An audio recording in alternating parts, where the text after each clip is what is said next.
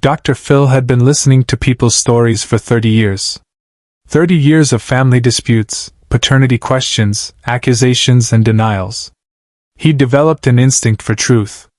Could sense when someone was lying. Could feel when a story didn't add up. Could tell when a family was hiding something beneath the surface arguments. But that day, something in Rebecca's voice made him pause. She was 28. Sat in the guest chair with her shoulders pulled back. Defensive posture. The kind of body language that comes from years of not being believed. Her family sat across from her. Mother. Stepfather. 2 siblings. All of them with the same expression. Doubt. Frustration. The exhaustion that comes from arguing the same argument for years. Rebecca, Dr. Phil said, starting the segment. You've told your family something that they refuse to believe. You've been telling them for 10 years. And they've called you a liar. They've said you're looking for attention. They've said you're mentally unstable. Today, you're here to prove them wrong. Is that correct? Rebecca nodded. Her jaw was tight. That's correct. Dr. Phil looked at the family. And you've all maintained that Rebecca's story is impossible. That it couldn't have happened the way she says it did. That she's fabricated this entire narrative. The mother spoke first. Her voice was sharp. Tired. Dr. Phil, we've been through this 1,000 times. What Rebecca is claiming is absolutely impossible. We were there. We know what happened. And what she's saying, it's just not true. Dr. Phil held up his hand. We're going to get to that. But first, Rebecca, tell me your story. From the beginning. Rebecca took a breath. When I was 7 years old, I was in a car accident. Severe head trauma. I was in a coma for 3 weeks. When I woke up, my family told me that my father had died in the accident. That he didn't survive. They told me we'd had a funeral. They showed me pictures of a grave. They told me to move on. The mother interrupted. Because it's true. Her father died. We buried him. There was a funeral. Rebecca was still in the hospital recovering, so she wasn't there, but it happened. Rebecca's voice got louder. Except I remember something else. I remember waking up in the hospital and seeing him. Seeing my father. Standing in the doorway of my room. I remember him looking at me. I remember trying to call out to him. But no sound came out. And then he was gone. And when I finally could speak again, when I told everyone I'd seen Dad, they told me it was the head injury. That I was confused. That I was hallucinating. The stepfather shook his head. She was 7. She'd just been through massive trauma. The doctors told us she might have memory issues. Confusion. And that's what this was. A confused memory from a child's injured brain. But I've never stopped seeing him. Rebecca said, her voice breaking. In crowds. In parking lots. At the grocery store. Just glimpses. For 20 years, I've seen my father. And for 20 years, my family has told me I'm crazy. Dr. Phil paused mid-sentence. The studio went completely silent. The audience shifted uncomfortably. This was heavy. Heavier than the usual family disputes. This was either a woman who'd spent 2 decades suffering from trauma-induced delusions, or a family who'd been lying for 20 years. And Dr. Phil couldn't tell which. Rebecca. Dr. Phil said carefully. You've asked us to do something. You've asked us to help you prove your story. Tell me what you want. Rebecca reached into her bag. Pulled out a photograph. Old. Faded. 6 months ago, I saw him again. But this time, I followed him. I followed him to a house. I watched him go inside. And the next day, I went back. I knocked on the door. And when a woman answered, I asked her if she knew this man. Rebecca held up the photo. She said yes. She said that was her husband. She said his name was Michael. And Michael is my father's name. The mother stood up. This is insane. You followed some random man who looks like your dead father and now I got his DNA. Rebecca interrupted.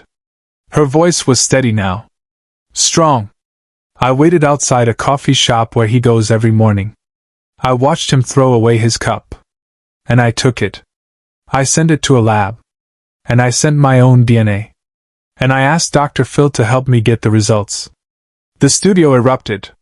The family was shouting. The audience was gasping.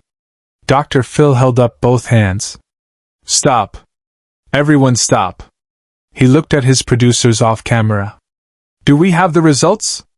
A producer appeared from the side of the stage.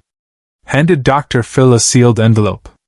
Official laboratory seal. DNA test results printed across the front. Dr. Phil held it.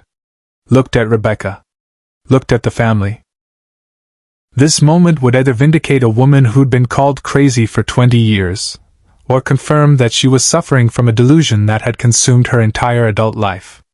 Before I open this, Dr. Phil said, I want everyone to understand what this means. If these results show that Rebecca and this man share DNA, then we're talking about a man who faked his own death. A man who abandoned his family. A man who's been alive for 20 years while his daughter grieved him. And if the results show no relation, then Rebecca, you're going to need to accept that what you've been seeing is not your father. That your family has been right.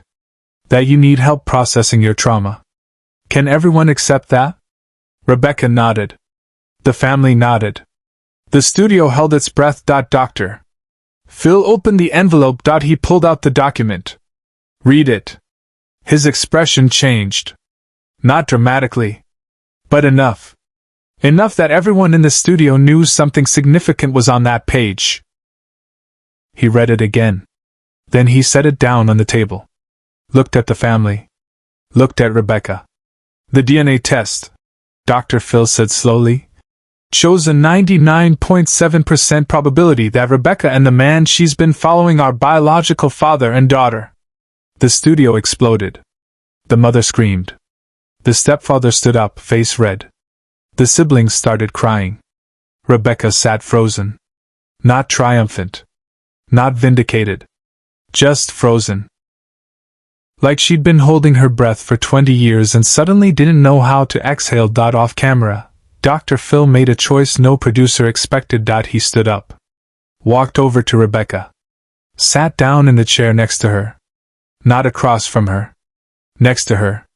Rebecca, he said quietly, his voice not for the cameras but for her. I need you to breathe. Can you do that for me? Just breathe. She nodded. Tears started streaming down her face. Not sad tears.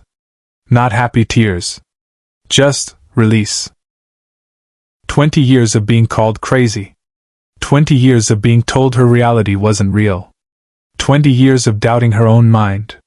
And in one moment, one piece of paper, one scientific test, it was all validated. The mother was shouting now.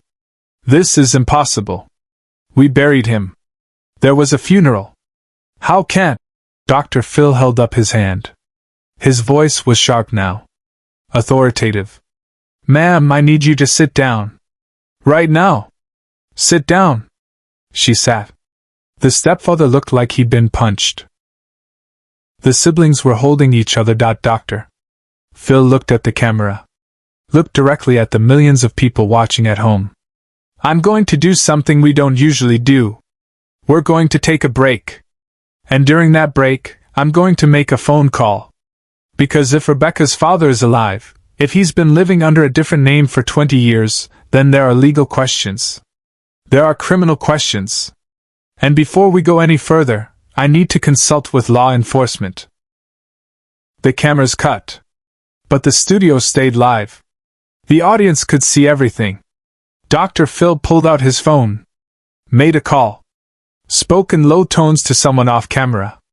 Rebecca sat motionless. The family sat in stunned silence. This wasn't a talk show anymore. This was a crime scene. A conspiracy. A betrayal that had lasted 2 decades. When the cameras came back on, Dr. Phil's demeanor had changed. He was no longer the empathetic host.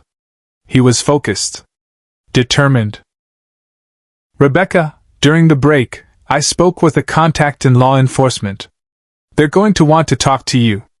They're going to want the address of the house where you saw your father. They're going to want to talk to the woman who answered the door. Because if your father faked his death, there are serious legal implications. Insurance fraud at minimum. Possibly identity fraud. Abandonment. This is bigger than a family dispute. Rebecca nodded. She looked at her mother. Did you know? Did you know he was alive? The mother's face had gone pale. No. I swear. We buried someone. There was a body. I don't understand how this is possible. Subscribe and leave a comment, because the most powerful part of this story is still ahead. Doctor Phil leaned forward. Here's what I think happened.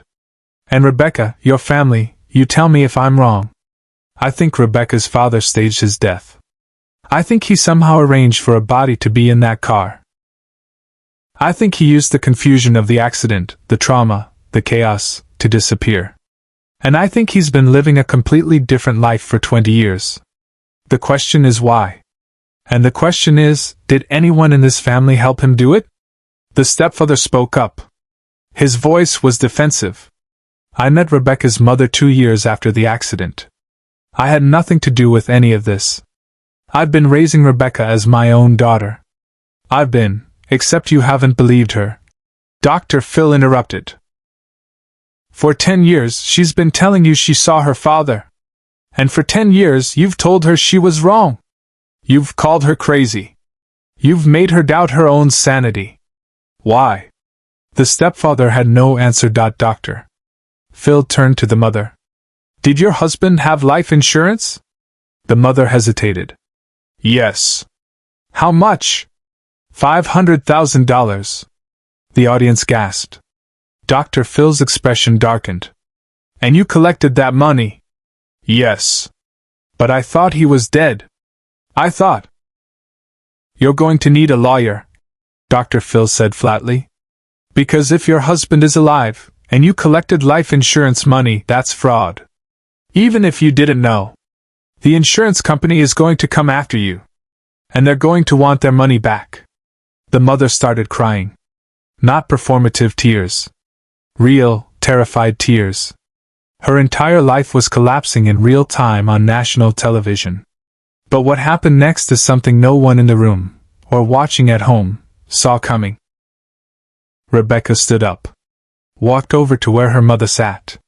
And instead of yelling, instead of gloating, instead of saying, I told you so, she sat down next to her. Mom, she said quietly, I don't care about the money. I don't care about any of that. I just need to know. Did you know? Did you help him leave? The mother looked at her daughter. 20 years of distance. 20 years of disbelief. 20 years of a wall between them. No, she said, her voice breaking. I swear to you, Rebecca. I thought he was dead. I mourned him. We all did. If he's alive, if he's really alive, then he didn't just leave you. He left all of us. Dr. Phil stood up. Pulled a business card from his pocket. Rebecca, this is the number for a private investigator who specializes in cases like this. You're going to call him today. You're going to give him everything you have. The address. The photos. The DNA results. Everything. And he's going to help you find answers. Not just about where your father is, but why he left. Because you deserve to know. Rebecca took the card. Her hands were shaking. What if he doesn't want to see me? What if he runs again? Dr. Phil's voice softened. Then you'll know. And knowing, even if it hurts, is better than spending the rest of your life wondering. You've spent 20 years being told your reality wasn't real.